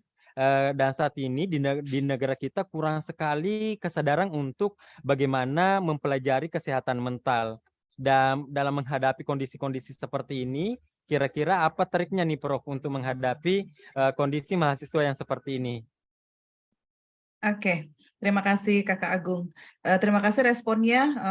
Alhamdulillah ya, webinar perdananya UPTLBK sudah sampai menjangkau di luar Sulawesi ya, sampai ke Kalimantan. Apa kabar? Saya panggil sebenarnya bukan Ibu Suryata, saya kenal nih ya. Saya panggilnya Nisa ya. Ya, Nisa. Sekarang dia sudah luar biasa, dia sudah ketua jurusan ya di Kalimantan, di jurusan bimbingan konseling. Baik, untuk peserta yang ada juga yang sudah mengajukan pertanyaan di kolom chat, terima kasih juga atas responnya. Berarti topik kita ini cukup fenomenal bagi kita semua sebenarnya, untuk saya juga sih ya, untuk kita juga ya. Nah, menarik ya, memang sekarang ini banyak juga orang yang karena sering melakukan self diagnosa gitu loh. Sama ketika kita kemarin pada saat COVID ya, kan ciri-cirinya COVID itu ya, kita tahu bahwa seperti flu ya, gejalanya panas, demam, batuk ya, kemudian hilang penciuman ya, jadi kita nggak bisa rasa penciuman. Itu kan kadang-kadang semua pada saat itu juga menjadi self diagnosa ya, kayaknya saya COVID deh, kayaknya dia COVID deh, gitu ya. Jadi kita menjadi overthinking juga, akhirnya kita insecure juga gitu ya. Itu yang kadang-kadang kita alami, karena kita melakukan self diagnosa. Padahal kan harus tahu gejalanya juga. Gejalanya apa sih? Ya, dia panas sudah berapa hari, dan itu juga harus dilakukan oleh ahli gitu loh, oleh dokter untuk menyatakan kamu COVID atau tidak. Ya, karena kalau orang yang hilang penciumannya, kalau flu juga kan kadang-kadang kita nggak bisa mencium karena tersumbat gitu ya. Nah, itu yang kadang-kadang sering dilakukan juga oleh orang. Apalagi sekarang kita sudah googling ya. Jadi kalau kita melihat gejalanya, kayaknya saya ini deh, ya kayaknya saya depresi deh. Jadi nggak boleh ya, tidak boleh kita lalu kemudian melakukan self diagnosa dan kita menyimpulkan pada diri kita bahwa saya ini orangnya kayak depresi deh, bahwa saya ini orangnya kayaknya mengalami gangguan mental deh. Nggak boleh sotak ya. Kita harus ajarkan juga sama mahasiswa kita, kepada kita semua, kita nggak boleh melakukan self diagnosa. Karena kalau kita melakukan self diagnosa dan itu bukan pada ahlinya, akhirnya kita kemudian menjadi overthinking ya, dan justru akhirnya mempengaruhi yang lain yang tadinya baik-baik, padahal dia baik-baik saja, malah kemudian akhirnya malah memiliki gejala yang seperti itu karena kita melakukan self diagnosa dan kita nggak paham. Tapi sebagai orang yang memahami dan kita mau cari tahu, ya, karena apalagi sekarang kan kita lebih mudah literasi ya, maksudnya mengakses informasi apapun lebih mudah. Kita bisa membaca ya, kita bisa membaca, oh ini yang harus saya lakukan. Nah, kenapa banyak anak-anak muda yang kalau anak-anak muda sekarang bahkan kalau baca buku ya, termasuk Renal Kasali juga pernah mengatakan, dan beberapa referensi lainnya, anak muda generasi alfa nih, generasi alfa saat ini tuh diibaratkan seperti generasi strawberry. Ibu Suryata ya, strawberry generation disebutnya. Apa itu generasi strawberry? Generasi strawberry itu kalau kita lihat filosofinya strawberry gimana sih? Cantik ya, merah, merona, bagus. Dan banyak anak-anak muda yang kelihatannya tuh dia smart. Bahkan ada kasus yang terjadi kemarin ini, Melobet ya ya. ada beberapa kasus itu yang ternyata anak-anak muda ini yang kelihatannya itu adalah seperti strawberry, harum, bagus, ya, merah, produktif, pintar, ganteng, kece, smart. Tapi seperti apa strawberry kalau sudah digenggam? Lembek. Resiliensinya menjadi sangat rendah. Karena apa? Karena anak-anak perlu diajarkan kemampuan atau disebut dengan coping ya. Kemampuan dia mengatasi masalahnya rendah. Ketika dia dapat dapat cobaan, ya, itu kemudian drop down, ya, down. Karena tidak siap menghadapi cobaan-cobaan tersebut, ya, karena dia tidak ditempa dengan coping strategi yang baik. Karena kalau diibaratkan sebuah garis lurus ya, ini adalah adjustment, ya, ini adalah maladjustment. Sesungguhnya setiap orang itu punya kemampuan, jadi diibaratkan dalam sebuah garis ya. Setiap orang itu ketika punya satu masalah misalnya, cara dia mengatasi masalahnya itu kan lama-kelamaan ini maladjustment di sebelah kiri, sebelah kanan saya adalah adjustment. Setiap orang menghadapi masalah itu akan bergeser garisnya tergantung daripada coping dia, cara dia menghadapi sebuah masalah. Ada orang yang ketika punya masalah itu kan dia oke, saya sedih nih misalnya, saya sedang punya masalah sebenarnya nih, anak saya sakit misalnya ya. Saya pernah dalam kondisi kayak gitu, anak saya sakit nih. Tapi di sisi lain saya harus profesional dong, memberikan bawa materi misalnya, padahal anak saya lagi sakit nih, itu saya harus profesional menyampaikan. Itu kan karena kita punya coping strategi yang baik, ya, cara kita mengatasi masalah yang baik, ya mungkin saya harus profesional menyelesaikan tugas saya, ya, dan saya memberikan kepada orang tepat misalnya, kepada orang keluarga yang lain untuk tolong bantu dia sebentar, saya menyelesaikan dulu ini karena ada tugas profesional saya. Dan ini berarti kita tahu cara kita mengatasi masalah kita sendiri. Dan ini yang mau dilatih sama mahasiswa. Coping strateginya, cara dia mengatasi sebuah kecemasan, masalah, apapun, dia harus struggle gitu. Itu yang mau dilatih. Ya, kemampuan resiliensinya yang mau dilatih sehingga kalau itu sudah dilatih coping strateginya, jadi ketika ada kesulitan tidak bergeser ke tengah dan ke kiri yang lama-lama akhirnya maladjustment, akhirnya dia malah terganggu dan kemudian butuh untuk dibantu. Tapi kalau anak-anak yang kemudian dia dilatih resiliensinya, ya, kemampuan dia untuk bertahan ya dilatih, ya, itu akhirnya perlahan-lahan misalnya ketika dia misalnya tidak percaya diri ya. Contoh deh, saya ini punya anak saya ini yang bungsu masih SD, yang ketika dia mau ikut sebuah lomba, dia tuh kadang-kadang merasa takut, tidak percaya diri ya. Itu harus dilatihkan, Bunda, kalau kita mau tampil misalnya, dia sedang melatih bicara, dia tuh suka menari, tapi dia kalau saat bicara dia kesulitan gitu loh. Jadi saya ajarkannya bagaimana kalau untuk menuliskan apa yang akan kamu baca, apa yang akan kamu sampaikan, kamu tuliskan poin-poinnya, supaya kamu kemudian ketika ngomong tidak merasa nervous. Dan kadang-kadang kita sendiri kan suka blank ya, begitu ngomong, apa tadi saya mau bilang, hilang semua. Kita harus tahu caranya untuk mengatasi kesulitan kita sendiri. Itu yang mau dilatih untuk anak-anak muda sekarang. Anak-anak muda sekarang sehingga dia tidak melakukan self-diagnosa dan dia tahu cara coping strateginya. Begitu ya, Bu Suryata ya. Jadi itu yang perlu dihindari. Kita perlu menghindari self-diagnosa, tapi untuk memberikan informasi apa yang ada pada diri saya, gejala-gejalanya, itu penting untuk anak-anak tahu juga. Supaya dia aware dan kemudian dia tahu caranya untuk mengatasi masalahnya. Sehingga dia lebih fight. Itu yang pertama. Kemudian kedua, Bu, saya sudah berusaha nih, Bu.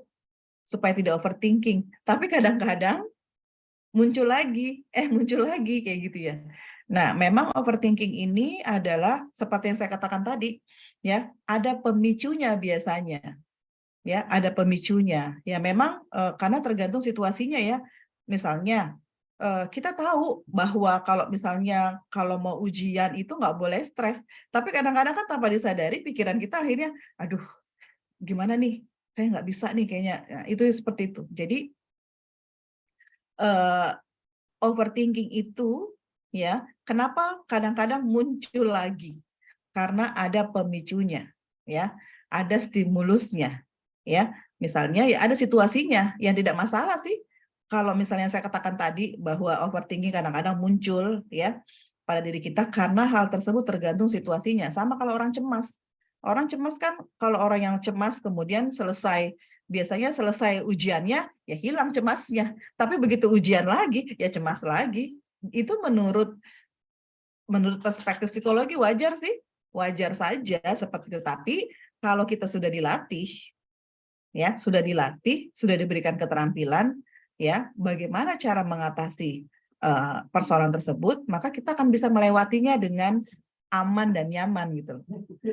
Ya, itu akan bisa dilewati. Nah, ini yang kemudian penting ya untuk anak-anak muda bahwa overthinking itu apakah selamanya kalau sudah diatasi akan hilang? Enggak juga. Ya, tapi dia sangat tergantung situasinya. Biasanya ada pemicunya karena mau ujian, karena ada suatu peristiwa yang bisa terjadi. Tapi kalau misalnya kita sudah melatih diri kita untuk menjadi lebih rasional dan menjadi lebih produktif, biasanya kita ketika ada peristiwa lain yang muncul, kita akan merasa bahwa oke, saya akan bisa hadapin. Saya toh pernah menghadapi dulu. Saya yakin saya bisa menghadapi untuk ujian kali ini. Sama kayak dalam sekolah ya, kan ada ujiannya. Hidup pun seperti itu. Kalau saya dengerin Ustadz di TV ya, Ustadz Habib ya, itu katanya hidup kita nih kalau misalnya kita merasa bahwa hidup orang lain kok kayak tenang-tenang saja ya, baik-baik saja ya, itu kalau kita kayak di kayak di ruang ICU ya, itu kan ada alatnya tuh, alat apa tuh yang alat apa Kakak Agung yang kayak deteksi ya, kalau misalnya dia sudah bunyi tit berarti kan orang itu sudah meninggal. Ya, tapi kalau misalnya masih kurvanya masih jalan-jalan berarti hidup. Nah, sama juga dengan hidup. Kalau hidup kita flat begitu saja, sesungguhnya itu sudah mati. Jadi kalau merasa bahwa kenapa ya Bu, saya kok sering mendapatkan ujian, ya kenapa tidak seperti orang-orang lain? Jangan banding-bandingkan dirimu dengan orang lain, karena tidak apple to apple untuk dibandingkan. Tapi kita melihat bahwa sesungguhnya setiap kita punya cara terbaik untuk mengatasi persoalan hidup kita. Dan kita mungkin tidak tahu apa yang orang lain rasakan, apa yang orang lain share di media sosialnya, yang kalau kita lihat kayaknya hidupnya bahagia amat ya, uangnya banyak amat. Kalau kita lihat misalnya Atta Halilintar, Raffi Ahmad, rumahnya ada liftnya, terus kita banding-bandingkan hidup kita dengan Raffi Ahmad, beda. Raffi Ahmad seperti itu, dia melewati banyak hal loh. Dia mulai dari nol loh. Jangan kita melihat yang di ujungnya, tapi hargailah setiap proses dalam hidupmu. Dan kemudian berjuanglah untuk menjadi versi terbaik dari dirimu. Insya Allah kamu bisa, kamu kuat. Ya, kalau lelah seperti saya katakan tadi, kalau kamu lelah ya boleh berhenti sebentar, jeda sebentar. Tapi bukan untuk menyerah ya, tapi untuk melanjutkan kembali sehingga kamu bisa menemukan versi terbaik pada dirimu. Ya, jadi kalau misalnya kamu merasa kok saya overthinking lagi, padahal sudah saya tahu caranya pada saat yang lalu, ya, karena ini sangat situasional. Tapi kalau kita tahu resepnya bahwa kalau saya mengalami hal yang serupa, saya bisa bangkit kembali, itu justru jauh lebih tough ya. Nah, sekarang bagaimana kalau Niputu tadi ya, akhirnya kita menyalahkan diri sendiri. Ya, seperti yang saya katakan ya, kalau orang yang memiliki self love, ya kita justru tidak menyalahkan diri sendiri, tapi lebih kepada evaluasi dan refleksi. Ya, kenapa saya gagal ya? Kenapa saya gagal? Kenapa semester lalu saya dapat IPK-nya itu tinggi, semester ini kok sekian? Ya, jangan menyalahkan diri, jangan menyalahkan orang lain, tapi lebih kepada evaluasi dan refleksi. Apa yang sudah saya lakukan? Ya, di mana kekurangan saya? apa yang what next gitu loh. Tapi jangan fokus pada kelemahannya, atau malah kadang-kadang menjadi overthinking yang menyalahkan orang lain, menyalahkan Tuhan bahkan misalnya ya. Tapi lebih kepada mengevaluasi dan kemudian what next? Apa yang selanjutnya ke depan saya lebih baik lagi. Ya, dan kemudian lebih fokus pada ya mungkin saat ini saya memang nilainya tidak seperti teman-teman lain, tapi saya sedang sibuk melakukan kegiatan yang lain, misalnya saya punya aktivitas, saya bekerja. Teman yang lain mungkin hanya kuliah saja, tapi saya harus bagi waktu untuk bekerja. Itu akhirnya kita lebih lebih memilih untuk produktif gitu loh, mengevaluasi dan lebih produktif. Dan terakhir, tidak selamanya harus mendengarkan pendapat orang lain tentang dirimu yang belum tentu benar, karena kamu yang paling tahu tentang dirimu. Seperti itu ya Kakak Agung. Terima kasih.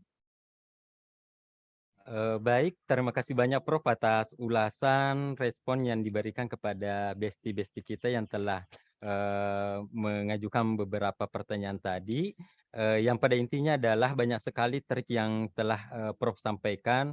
Yang pertama adalah bagaimana kita menghindari untuk melakukan self diagnosa, kemudian bagaimana kita memperkuat coping strategi kita, kemudian bagaimana kita melatih kemampuan resiliensi, dan kita juga jangan selalu membandingkan diri kita dengan orang lain. Mari kita fokus pada diri sendiri dan mengevaluasi apa yang sebenarnya dirasakan, cerita pada orang yang dipercaya, dan masih banyak lagi hal-hal yang lain yang disampaikan oleh Prof. Dan mengingat waktu Prof, mohon izin sebenarnya banyak sekali pertanyaan yang masuk melalui fitur chat, akan tetapi kita dibatasi oleh waktu sehingga mungkin kita hanya bisa membuka satu sesi pertanyaan saja. Nah, bagi teman-teman, bagi besti-besti yang mungkin masih ingin mendapatkan tindak lanjut terkait dengan pertanyaan-pertanyaan dari materi ini, bisa langsung saja nih ke UPT LBK kita di lantai 12 di Gedung Pinisi. Dan mohon izin Prof, karena masih ada sesi selanjutnya yaitu door prize, dan dari rangkaian door prize ini dari kami ada video sebagai tontonan bagi besti-besti, dan nanti dari tontonan itu akan muncul beberapa pertanyaan, dan siapa nanti yang akan mampu untuk memberikan jawaban atas pertanyaan yang diajukan, maka itu didaulat untuk sebagai peraih dari door prize yang disediakan oleh UPT LBK UNM.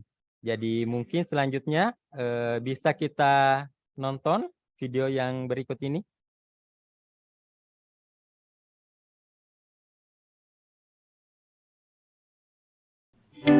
UPT LBK UNM merupakan unit pelaksana teknis yang menyediakan layanan bimbingan dan konseling, kesehatan mental, dan program khusus bagi mahasiswa, sivitas akademik, dan masyarakat.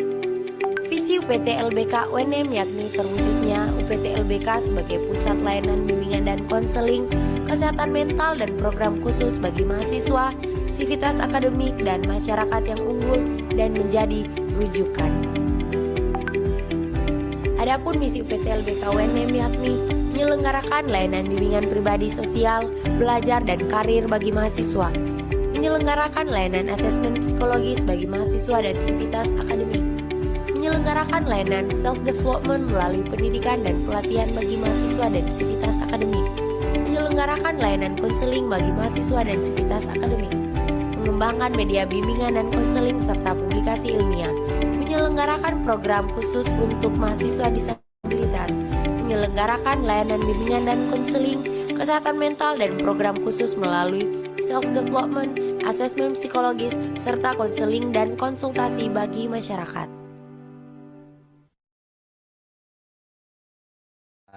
Itu tadi tayangan video untuk kita semua, dan selanjutnya kita berada pada sesi door prize. Jadi besti-besti semua siap-siap ya. Untuk pelaksanaan pemilihan door prize ini kita menggunakan fitur chat. Jadi ketika nanti saya mengajukan pertanyaan atau nanti ada juga pertanyaan dari Prof, ketika saya sudah mulai mengetik mulai di fitur chat, maka yang lainnya silahkan untuk mengetik jawaban di fitur chat. Nah, siapa jawaban yang paling cepat dan paling tepat, itulah yang akan kita pilih sebagai peraih door prize pada kegiatan webinar kita pada hari ini. Bagaimana teman-teman, besti-besti sudah siap? Siap, Kak. Siap. Nah, sepertinya untuk pertanyaan pertama saya serahkan ke Prof nih. Pertanyaannya nanti pada saat Prof sudah mengajukan pertanyaannya, nanti saya ketik mulai dan pada saat ketik mulai silakan untuk menyampaikan jawaban-jawabannya dan pada saat itu pada waktu tertentu saya ketik stop, maka tidak ada lagi jawaban yang masuk. Jadi nanti kita pilih jawaban yang paling cepat tepat setelah kata mulai tadi dari saya. Nah, itulah yang menjadi penerima dari door prize kita hari ini. Bagaimana Prof? Sudah siap dengan pertanyaannya, Prof? Oke, siap Kakak Agung. Oke, yang tercepat ya. Yang tercepat berarti ya. Oke, apa kepanjangan dari UPT LBK? Oke, tulis di kolom chat. silakan. Sudah kata mulai ya. Siapa nih yang tercepat? Nanti pada saat ada kata stop, maka kita tidak menerima lagi jawaban-jawaban. Nah, sudah mulai nih ada jawabannya masuk dari teman-teman kita, Anissa, kemudian ada Nur Ismi, ada Sri Rahayu, ada Arif. Nah, silakan. Dan tibalah saatnya kita mengakhiri untuk door prize yang pertama dengan kata stop, tidak ada lagi jawaban. Nah, kita cek nih jawaban-jawaban dari teman-teman dari kata setelah kata mulai ada Ainun Hairani. Jawabannya adalah unit pelayanan BK UNM. Bagaimana nih, Prof? Kayaknya kurang tepat tuh. Oke, sepertinya belum tepat ya. Masih ada selanjutnya nih, Prof. Anissa Iya. Rifa, unit pelayanan konseling, Prof. Kurang tepat. Masih kurang tepat. Lanjut ke orang yang ketiga yaitu Nur Ismi, unit layanan bimbingan dan konseling. UPT. Berarti nggak lengkap ya, Kakak Agung ya. Oke, belum lengkap ya, Prof. Belum lengkap. Kemudian Ayu Lestari juga belum. Kemudian ada Adila Fajriani yang mengatakan unit pelayanan bimbingan dan konseling. Masih kurang tepat. Masih kurang. Nah, ada Wahyu Kurniati Wahid, unit pelaksana tugas layanan bimbingan dan konseling. Aduh, belum. Dikit Belum. lagi. Kemudian ada Kiki Amalia Yolanda. Jawabannya adalah unit pelaksana teknis layanan bimbingan dan konseling, Prof. Ya, betul. Itu pemenangnya berarti. Tapi Unit. Prof mohon izin, Prof. Tapi ada yang mendahulinya, Prof, yaitu Arif. Arif Ya. itu unit pelaksana teknis layanan bimbingan dan konseling. Yang mana yang lebih cepat? Yang mana Yang lebih cepat Arif. Oke, berarti Arif ya. Oke, jadi selamat untuk besti kita Arif mendapatkan door prize untuk hari ini. Dan sepertinya masih ada satu door prize lagi untuk kita kepada semua besti-besti yang hadir pada hari ini. Bagaimana, sudah siap mengikuti selanjutnya? Siap ya, oke, siap. Saya masih menyerahkan pertanyaan kepada Prof nih. Nanti Saya lagi ya? Oke. Oke, silakan Prof, dimulai. Oke, tantangannya sekalian ya. Coba sebutkan 5 tips mengatasi overthinking. Silakan, siapa yang tercepat? 5 tips untuk mengatasi overthinking. Oke, sudah ada nih kata mulainya. Silakan teman-teman, 5 ya, 5 solusi yang bisa kita tempuh untuk mengatasi overthinking. Tadi sudah banyak sekali yang dijelaskan oleh Prof melalui materinya. Ayo, siapa yang mau door prize? Sepertinya masih merangkai kata nih Prof untuk mencapai 5 itu. Banyak kan ya?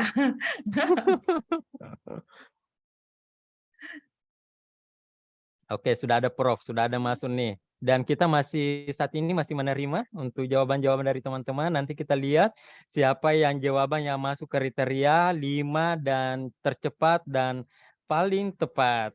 Itu nanti yang akan menjadi pemenang dari kegiatan Door Prize pada webinar kali ini yang diselenggarakan oleh UPT LBK UNM, Unit Pelaksana Teknis Layanan Bimbingan dan Konseling Universitas Negeri Makassar, yang mana diketuai langsung oleh Ibu Profesor Dr. Farida Aryani MPD.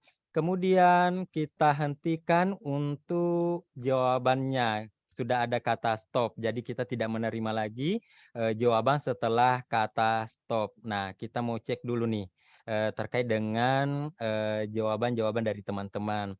Yang pertama sekali muncul ada Dea, tapi hanya jawabannya 5. Kemudian ada Bu Widya, jawabannya 5 tips. Kemudian ada Andi, siapa nih? Andi Arjulia Sari. Yang pertama Prof, jawabannya adalah fokus pada diri sendiri. Kemudian yang kedua journaling. Kemudian yang ketiga self-talk. Kemudian get help atau cerita. Dan yang kelima adalah ciptakan emosi positif. Bagaimana nih Prof? Wah, kayaknya sudah tahu nih pemenangnya siapa nih. Oke, jadi Berarti menyimak dengan baik ya Kakak Agung ya. iya betul sekali Prof. Jadi jawaban yang paling cepat adalah bestie kita Andi Arjulia Sari. Jadi mungkin pemenang kita yang mendapatkan door prize sudah 3 orang Prof. Yang pertama tadi sudah ada pada saat sesi materi Bu Samsurahmi Samad. Kemudian yang kedua tadi juga sudah ada melalui fitur chat. Jadi door prize yang panitia sediakan melalui kegiatan ini sudah didapatkan. Jadi nanti teman-teman yang mendapatkan door prize bisa menghubungi kontak person yang di flyer kemarin kami sebarkan. Jadi mungkin itu rangkaian dari kegiatan kita webinar kali ini dan sangat menarik dan sangat antusias dan peserta kita pun juga mencapai 100 nih Prof. Dan semoga di kegiatan-kegiatan selanjutnya yang diselenggarakan oleh UPT LBK UNM juga semakin banyak yang merasakan dampaknya, semakin banyak yang melibatkan diri sehingga betul-betul mempelajari kesehatan mental itu muncul dari kesadaran kita dan akhirnya kita mencapai kesejahteraan psikologis bagi kita semua. Nah, terima kasih banyak Prof atas waktu dan kesempatannya kali ini untuk berbagi kepada bestie-bestie kita hari ini. Dan begitupun juga saya mengucapkan banyak terima kasih kepada seluruh peserta dan mohon maaf saya pribadi selama memfasilitasi kegiatan webinar ini ketika ada hal yang tidak berkenan mohon kiranya dimaafkan. Dan mari Kita masih punya tantangan sebelum Kakak Agung. Kakak Oh, Agung, kita masih punya iya. tantangan. Iya Prof, Iya. apa nih tantangannya Iya. Prof? Tantangannya silahkan menuliskan tips-tips mengatasi overthinking di Instagramnya atau Wah. TikToknya masing-masing, tapi jangan lupa tag UPT LBK UNM. Wah, seru sekali nih tantangan terakhir ya. Ya. Tantangan terakhir para bestie-bestie kita dikasih tantangan untuk membuat challenge di media sosial kita, apakah di Instagram atau di Di TikTok. TikTok terkait dengan tips yang bisa kita lakukan dalam menghadapi overthinking pada diri kita dan di tag akun dari UPT LBK UNM. Dan kapan nih Prof? Kira-kira nanti pengumuman tantangan yang terakhir ini? Ya, nanti kita kasih waktu 3 hari ya untuk siapa Oh, ya. nanti yang paling bagus tipsnya. Jadi selama 3 hari diberikan kita kesempatan kepada para bestie untuk memunculkan tips terbaik di sosial media kita dan jangan lupa tag akun dari UPT LBK Instagram dan TikToknya. Instagram dan TikTok dan mungkin panitia bisa menyematkan nama Instagram dan akun TikTok di fitur chat supaya para bestie-bestie kita mengetahui dan bisa langsung hari ini atau besok lusa yang jelas kita kasih kesempatan untuk 3 hari ya.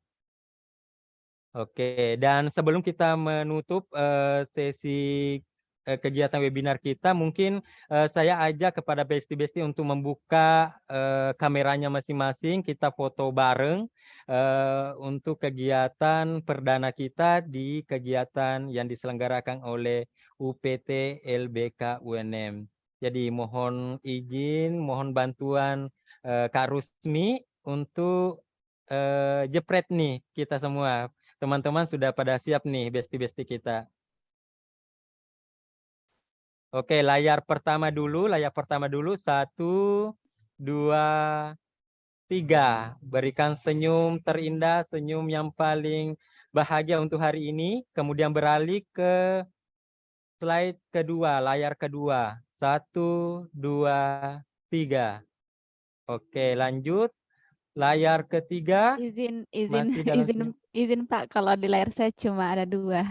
Oke, di layar saya ada 4 nih, Kak Oke, Rusmi. sudah. Oh, lanjut kalau begitu, Pak.